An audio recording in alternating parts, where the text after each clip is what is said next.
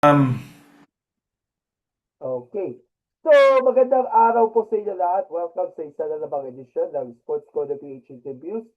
Ngayong araw po ng Wednesday, July 1, 2026. At take 2 ng ating interview nga kay Sir Paul Minyosa, Presidente ng United Kingdom Federation of the Philippines. At the same time, the team captain nga ng ating men's team mula po sa Asia Oceania Kendo Championship sa Tokyo, Japan. Medyo naudlot lang muna yung pagtatapos ng ating interview kasi malakas ang ulan during that time at nawalan pa kami ng kuryente. So, may mga kasama din tayo mamaya to join us sa discussion. So, Paul, welcome back and thank you for joining us this afternoon. Hello, Sir Gab. Alright. So, Sir Paul, alam ko you've been busy right now because you're now the president niya ng UKFP replacing si Sir Christopher. And looking at this first order of the business para sa ating Philippine Kendo team, yung Asian Oceania Kendo Championship. Why is it important? At this is actually the first time that we hosted and we organized itong Asian Oceania Kendo Championship sa Japan. And mukhang mataas ang moral ng ating mga kendo artists natin na yun. So yeah, it was made like it was the first time because I think for the longest, uh, this is only my personal knowledge. Based lang sa mga major events for kendo, there we only have like World Kendo Championship, and then for the European countries naman, and also for the Americas, they also have their major tournaments. Now, as far as Asia is concerned, we don't have any because I think it's regionalized. So in our case, we have the like last year's ASEAN Kendo tournament.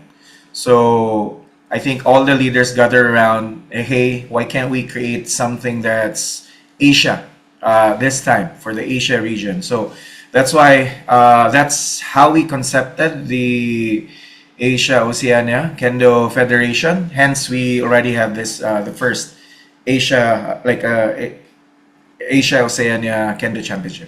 So, meaning, dati, puro mga regional competitions around Southeast Asia, South Asia, East Asia, and even Oceania when it comes to Kendo. Pero pinagsama-sama ito para magkaroon ng isang totoong competition na regional-wise. And of course, parang ibang level talaga ang competition nito because dati, puro mga ASEAN countries na yun. But right now, puro mga Asia and Oceania countries na sabihin natin may ilang powerhouse, may ilang bago, at at the same time, unti-unti sila na-excel sa sport ng kendo.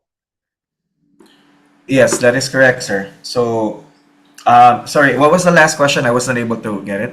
Nakakapanibago ba yung competition na ito? Kasi Uh, hindi mo na mararanasan na makapag-compete against other countries from Asia and Oceania na ngayon pa lamang na magko-compete against our countries yun. um, I would say it's a yes and no answer to that. Yes, it's panibago because we will be going head to head with other Asia countries, which we don't normally encounter. For example, yung nasa East Asia, let's say sa Turkey, um, I don't know if it's East Asia, but Kyrgyzstan, Kazakhstan, we don't normally encounter those countries before. Usually for us, when we do competitions here in the Asia region, usually dun lang sa Hong Kong or sometimes dito sa mga open tournaments such as Vietnam, Malaysia, Singapore, and of course our ASEAN Kendo tournament. So we encounter some of the countries at the same time. It will be, I would say, quote unquote first time encountering with other regions in Asia, particularly sa East Asia. Okay. So, gaano ba kaanda ang team natin considering na ilang buwan na pinaghahandaan niya yung ating team when it comes sa mismong training, strength and conditioning, at the same time, how we could manage niya yung composure and form ng ating team considering na medyo malaking team from veterans up until yung mga bago pa lang kasi nabanggit natin kay Arlene, siya yung pinakabata during sa buong pool natin at 4 years pa lang. Yung iba, mga medyo veterano na sa field ng Kendo. Yes, sir. Sorry, your voice is a bit muffled, so I'm trying to get the questions right. I Okay, apologize. okay. Ano ba ang inyong preparasyon natin, ng team natin going into this competition, training systems, training conditioning, and kamusta ang composure ninyo between the veterans and of course mga bago-bago pa lang sa national team? All right. So as far as let's say training is concerned, so we have our quarterly Gashoku, which is a training held every, of course, quarter, of course, every 3 months. And then we have our localized training as well. So, particularly for our Luzon located, Luzon-based Kendokas or Philippine team, they're doing their training in their respective dojos. Similarly, for the Visayas based uh, players as well as for the Mindanao. So we do have localized training, and these are supervised with the local leaders as well. And during the training, like the Gashaku, where everyone will come into play, that's where we're going to, I would say, quote unquote, recalibrate and then provide feedback and then get back and adjust our training accordingly. Now, for the composure question, I would say that the uh, new players, I would say new talents did really, really well. I would say that that level of kendo, and then on an international level, it's not easy to just showcase right off the bat, right? So the our new players, our upcoming stars, are able to showcase their kendo.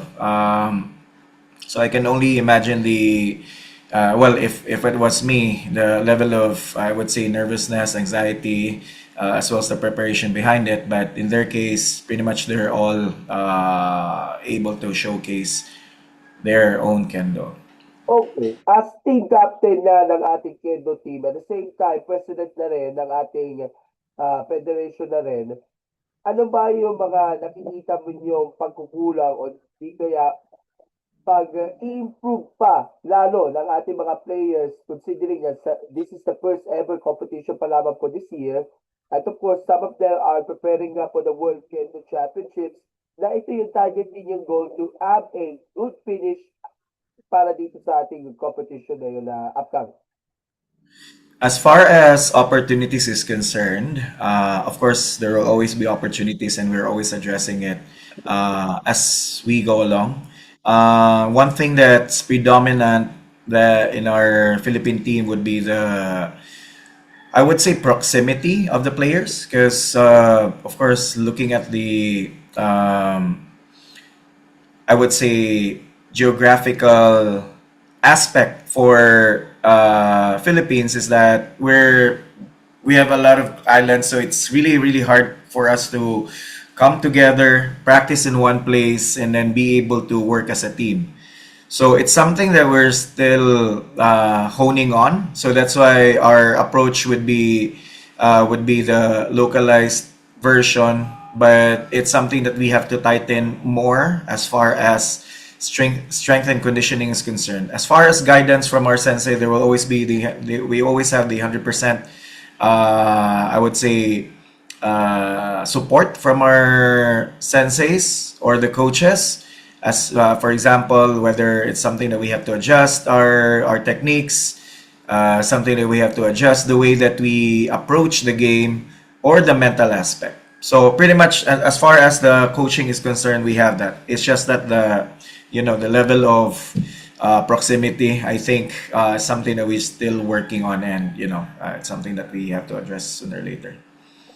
Naman natin, some of the members of our team were based either sa Metro Manila, were based in Negros, Cebu, at Davao.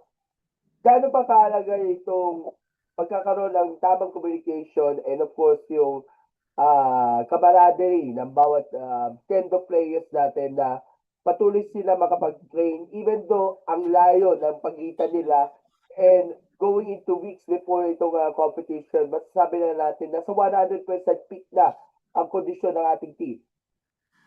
Sorry. The question was how important the communication piece is, correct? Opo, kasi alam Ah, naman natin, most of the members na magkakaiwalay-iwalay ng lugar ang kanilang training at during the time na of course malapit na yung championship, nasa 100% ba yung peak natin? all right. So, to for the communication piece, it's really important because again, going back to what I mentioned earlier, that the proximity wise, so being able to communicate whether online, Facebook, or sa Zoom, or and also coordinate the training and also calibrate or the status where they're going at right now. So that's pretty much one of the key things that we're actually maintaining. So heading to the World Kendo tournament, of course, we're going to increase the number of frequency as far as communication piece is concerned. That's one. Number two is the from localist training. This time it's going to be more, not necessarily stringent, but it's going to be more standardized approach where how can we ensure that the players that are located in either Visayas or Mindanao would be able to come over to the Manila-based dojos and have that training or guidance from our coaches. It's different when you're face to face with the coaches compared to just just working it online. Last question na lang, Sir Paul, bago ko ipasa kay Melvin na nandito na yun sa Zoom. Out the support na binibigay sa inyo ng mga kind individuals and groups na tumulong para dito sa ating campaign natin for the Asia Oceania Kendo Championship. Sorry, sir. I was not able to get the question. Yeah, Sorry. kamusta support natin from different groups and individuals when it comes to our expenses for the Asia Oceania Kendo Tournament? All right. So as far as the support is concerned, so let's say for the friends and family, 100%. We always get the support from our friends and family, especially when we're posting for any, like, let's say, for financial or whatnot. As far as UKFP is concerned, if it's a major event, for example, if it's AOKC, is particularly the World Kendo Championship, it's gonna be we're finding ways to get sponsorship. At the same time, of course, our finances as well, using the finances for UKFP, like maximize the finances that we have for UKFP. Of course, we have other expenses for the organization, but this will be one of the what do you call this major event that we're going to allocate funds as well. Okay, we'll get back to you, Sir Paul. Melvin, magandang hapon. Welcome sa Sports Corner. Magandang hapon po, Sir Gab. Okay, so Ma'am Melvin, kamusta ang training ninyo going into this competition and being the captain ng women's team? Lalo ba kahalaga nga yung pakikipag-communicate at training ninyo sa isa't isa kahit malayo ang pagitan ninyo? In terms of the training naman namin, everything is all good. Kasi for us naman, we don't necessarily have to practice or prepare just because merong incoming na event. Kasi lagi naman kapag as an athlete or as a kendo ka, we always have to practice naman. But in terms of preparing for the actual event, of course, we have to set our mindset. And then, of course, we have to condition ourselves more kasi syempre meron kaming pinaprepare na event. So going into this with the different players coming from different places in the Philippines, we have to do what we can do individually para kapag nagkasama-sama na kami, at least we can offer what we have. And then as a team, then we can support each other. Okay, and this is the first time that we hold this continental league for HR Oceania nyo. Kasi nakapag-compete kami po sa Worlds, di ba? At ASEAN. Yes. So, being in the different competition nga, different level of competition, lalo na katapat ninyo yung mga Asia countries, Oceania countries, ano Paano na-describe ninyo yung competition level natin dito sa ating Asia Oceania Kendo Tournament compared nga dun sa mga previous tournaments na nilaukan ninyo? For the Asia Oceania, because it's the first na event ng AOKC, we are being exposed to Asian countries and Ocean countries. So compared to the other events that we had before, which is ASEAN, ASEAN is basically the Southeast Asian countries. So with the neighboring countries, we pretty much know kung sino sila, and then we get along well with these countries. But being exposed to, of course, the more Asian parts of the region and Oceania, like for example, Taipei, New Zealand, Australia, and of course the big two names, Japan and Korea.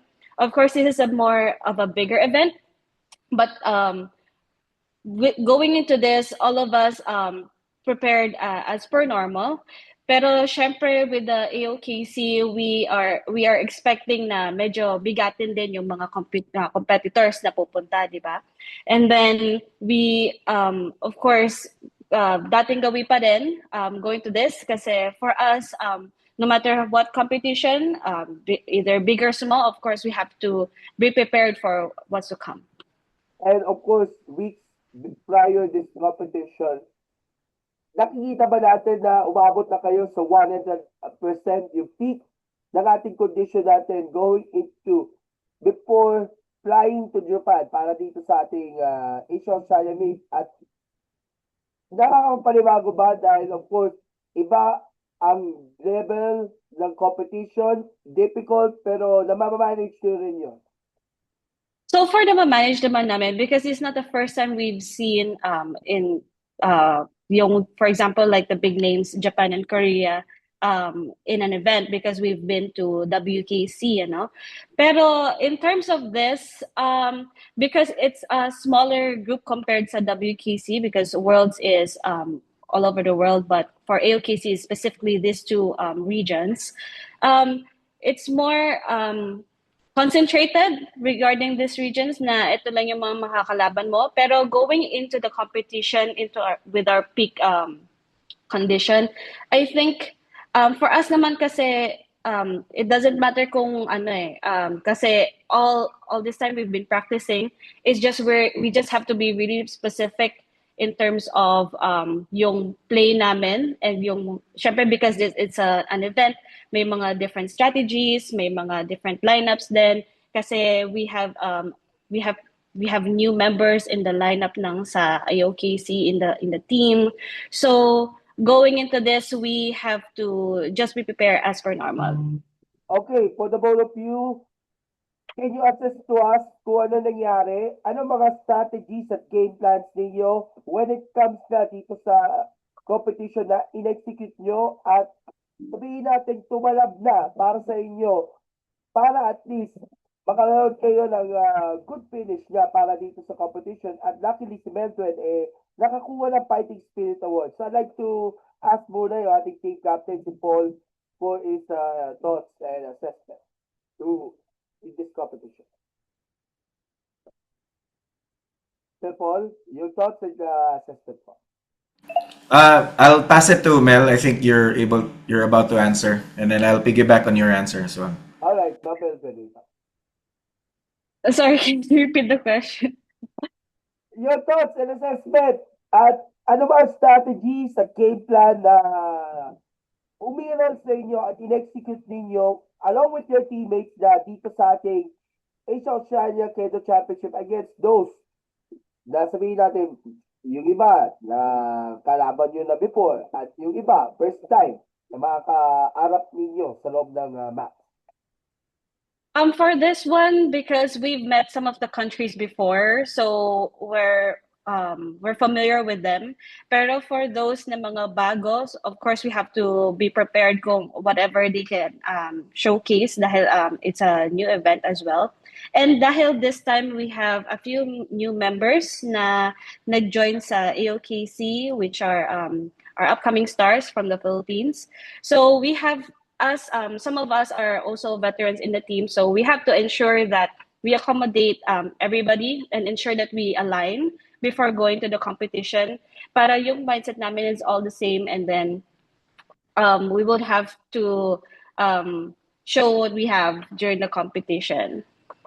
And nung nanalo ka ng Fighting Spirit Award, uh, it is a effort na rin na nakuha ninyo para sa team ninyo. And basically, this is actually offered to sa mga teammates ninyo na alam naman natin, day and nights, tuloy-tuloy ang training, sacrifices, and a good standing para to make sure niya they have a competitive team na ipinadala natin dito sa Asia Pinedo. Asia Oceania Pinedo. Yes, correct. So, yeah, yung nakuha ko na Fighting Spirit Award is an individual award, but I do dedicate it sa team because I feel like it's a shared achievement. Dahil in terms of this, it showcases na tayo mga Pilipino, we have our resilience, it showcases our perseverance, and I'm happy to see that the judges or during the competition, it was displayed, and I'm happy na for in this case, may nauwi ang Pilipinas even in the first time na nagkaroon ng event na to. Okay, si Paul naman, what's your thoughts? And of course, ano masasabi nyo sa pagkapanalo nga at least ni Meldrin na Fighting Spirit?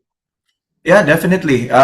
Mel was able to set the, like, I would say, the standard. So if it's something, whether men's or women's, if one of our teammates are able to hit that one of the, let's say, Fighting Spirit Award, it means that that's something that's really possible for Team Philippines.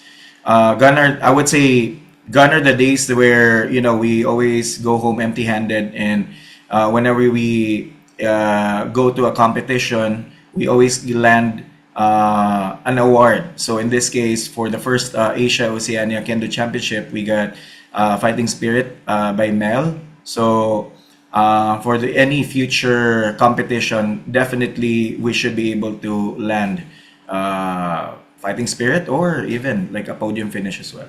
And with this successful campaign, at least dito sa nagdang Asia Oceania Kendo Championships, mataas ba ang moral and expectations ng ating team considering na that the next competition would be the World Kendo Championship sa Japan din? Tama ba? This 2027? Yes, definitely. As far as morale is concerned, pretty much I would say AOKC is like a stepping stone for that morale to be boosted even further for the WKC. Because, of course, WKC is definitely our World Cup in the Kendo world. So, definitely, as far as morale is concerned, we are at that point where, this is it. And by next year, we should showcase what Kendo, what Philippine Kendo is all about.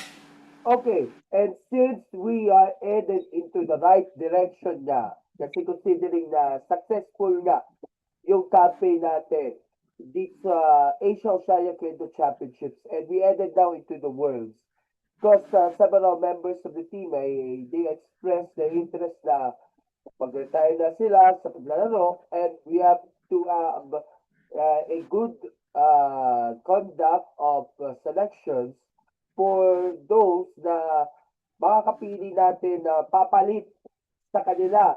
So tuloy-tuloy naman ang mga programs natin na allocated para dito sa grassroots. Especially in last 2 weeks ago, we have also yung Manila Shinsha dyan sa Quezon City. Yes, that is correct, Sir Gab. So as far as grassroots is concerned, developing new talents, that's always been our one of our cornerstone for UKFP is to develop young or fresh new talents.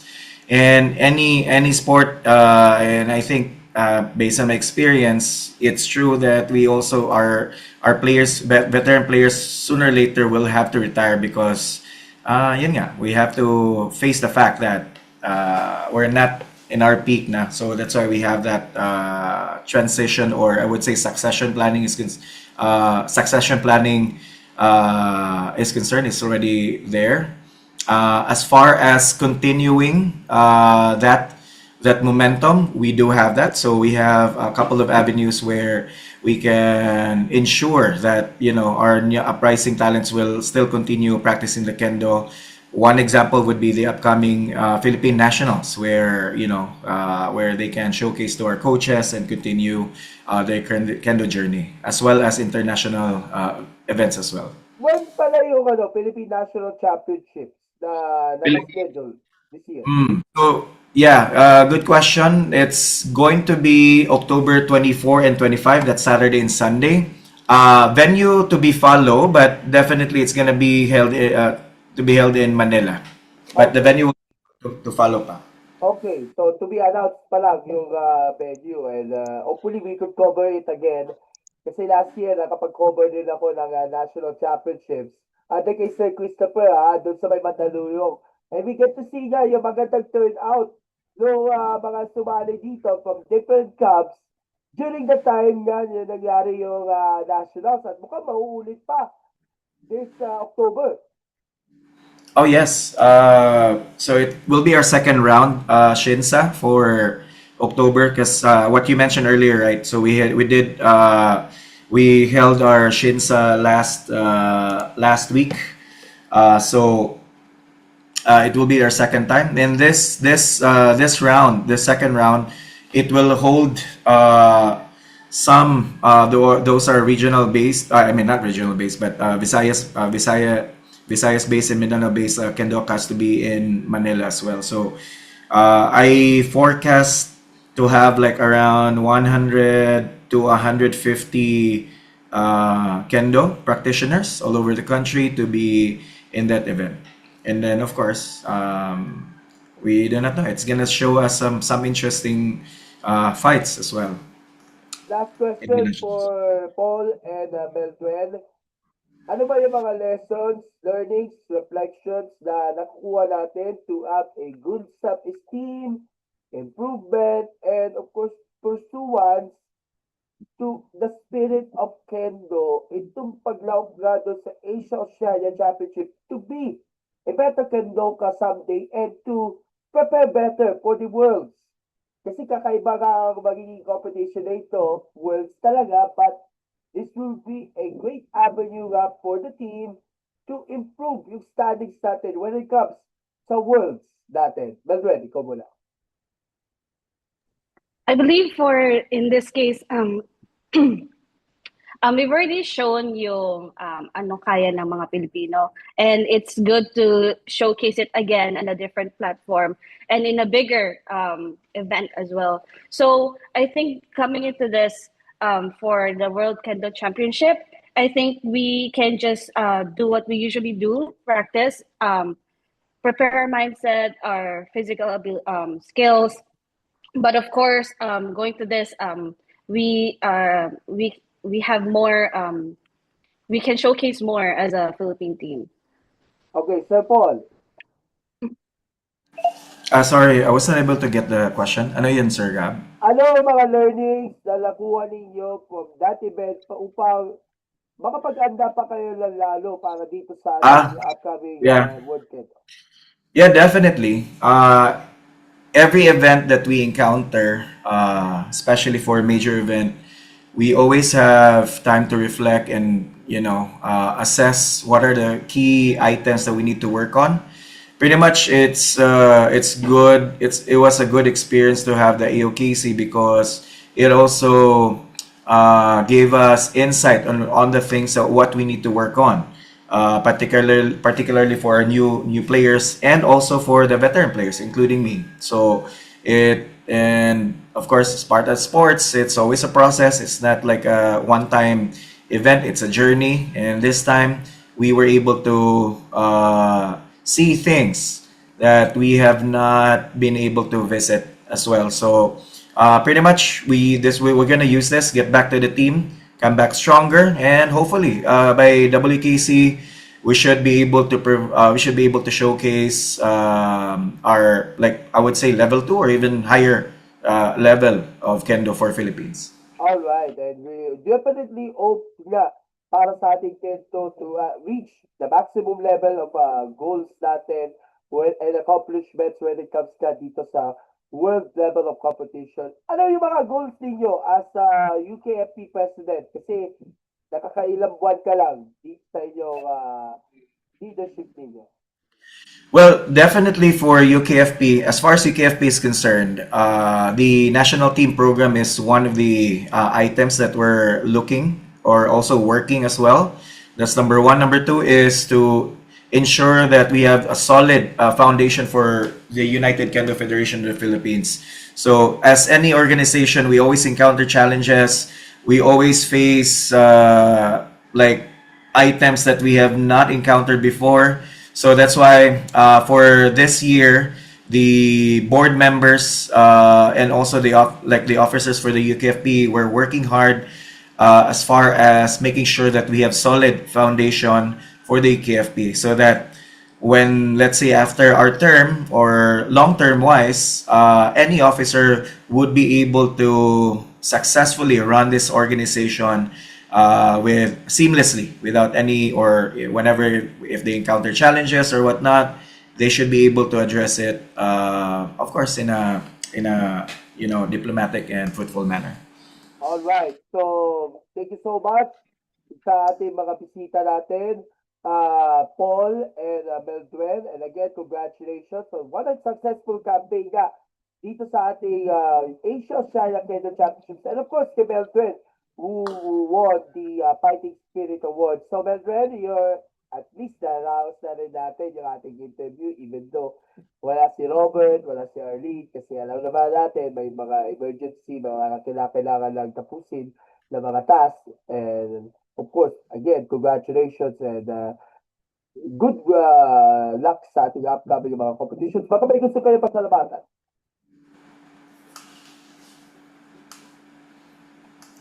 Madwen? Ako muna. Yes po. Firstly, I'd like to thank, of course, UKP for providing or allowing us to, of course, compete in this events, and of course, organizing and the delegation to go to AOKC, and hopefully for more events for Kendo. And apart from that, we're also inviting Kendokas. There are clubs that are open for recruitments. You can join, and if you're interested, there are also waiting lists. So if you're keen on joining Kendo, there's a lot of Kendo clubs in the Philippines. You can visit UKFP website to know more on where the locations are. Maybe there's one near you. All right. Sa inyong own club ninyo, baka pwede nyo i-promote. Well then. For myself, Metroken, we just recently closed our recruitment, but we're always open for our waiting list for the January recruitment. But if you're keen, we are open to allowing people to watch our training so that you have an insight or a sneak peek on how Kendoka's practice would be. But if you're available in a different region, Sir Paul? All right, thank you, Mel. So, for Luzon, so as what Mel mentioned, we do have different dojos as well. So please visit the UKFP website.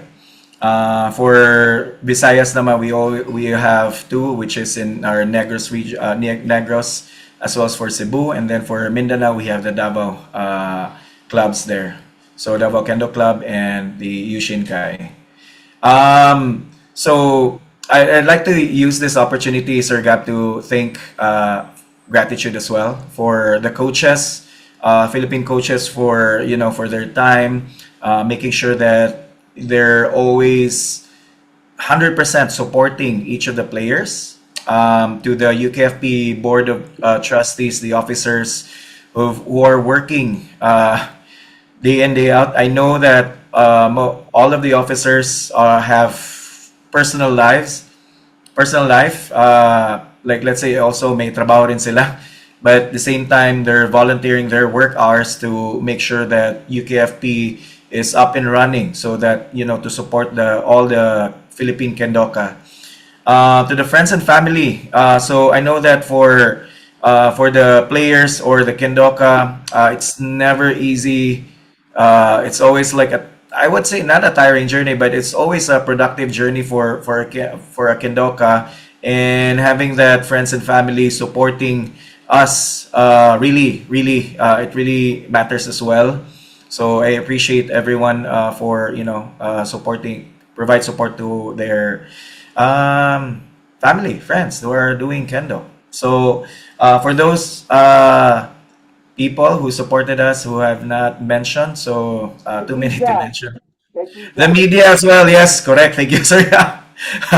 Good thing you reminded me for that. So yes, the media for having this platform for us to, tell us more about kendo. Not only just what kendo is all about, but be able to tell us the journey, how far we've gone from the Philippine kendo from the 1990s up until the 2026. Ilang years na yun, sir? So, too many years. But so far, I would say that to all of the senpais who are inactive or active, who are listening right now, I would say that this is the level that we have for Philippine Kendo. But please continue looking at our progress. And I hope that all of you are proud to see how far we've gone here for the Philippine Kendo. All right. So thank you so much again, Paul and Mildred, for joining us this afternoon. And we look forward sa productive campaign natin sa World Kendo Championships this 2027. And I appreciate ka yung support natin sa patuloy natin na pagko-cover at pagbibigay ng mga mahalagang kwento nga sa ating mga atleta, whether big sports o di kaya yung mga papasibol na mga sports na rin. So thank you so much sa inyo dalawa. More power. God bless and see you soon. Bye-bye. Maraming salamat po. Thank Right. you. Thank you, Sir Rev. Thank you, Thank you, everyone. sir. Bye-bye. Bye-bye.